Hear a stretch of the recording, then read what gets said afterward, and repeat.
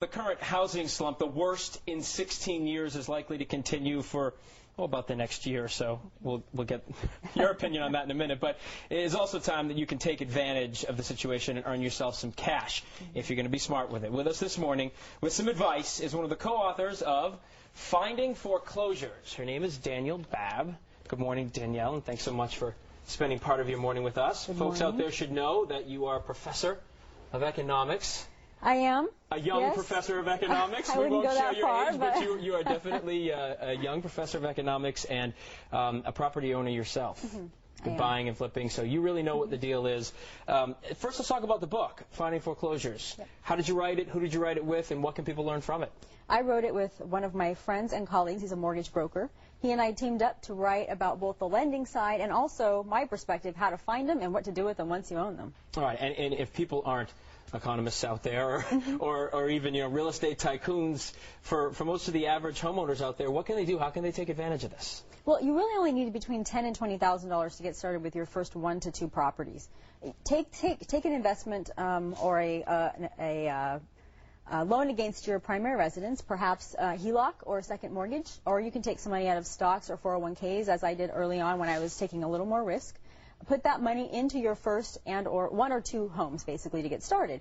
$10,000 to $20,000? $10,000 to $20,000 all you need. All you really need is 5 to 10% down if you're going to use it as a second home. You would need a little more if you're an investor.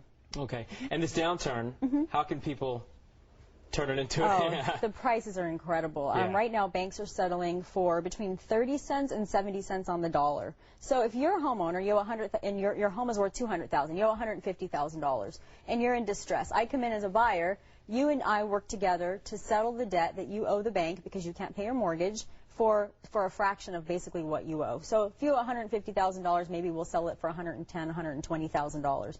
Now, I, as a new property owner, have a home worth $200,000 that I paid $120,000 for. I also now have instant equity, which I can pull out and then reinvest in other homes. I can see Michelle shaking her head. She's like, my mouth is wide open.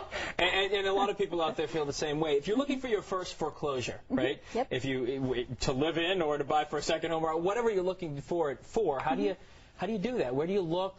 You got to look in the right area. Well, you need to decide where you want to invest in first. Look at demographics. I look at where Walmart and where Home Depot are moving to next, because that often means that's the jobs. That's where the jobs are going. I look at where Dell is building a new plant. So find where the jobs are going first. That's what I look for. Look for signs of economic obsolescence in an area before you buy it. Make sure that businesses aren't going out of business, for example. Once you find an area, I use 3 sites, either HUDhomes.gov, I use the bank's website, and I use realtytrack.com. All 3 of them have a variety of different options to let you search, find houses, find them in various states of foreclosure. And just within the last 30 seconds or so, the federal rate cut recently. No? You're shaking your head already before I even ask the question. It's not going to help, right? It's not going to help the people that are already in trouble. Why not? Because their rates are going to set to adjust in the next 1 to 3 years, and they are going to go higher, between 1 and 4% higher, and these people are going to be in trouble. All right. The book is called Finding Foreclosures. Thank you so much for spending part of your time with us this morning. Thank you. You can find more about this on our website at 7online.com. You're going to hang around, right? We all got to pick your brain. Sure. We got it.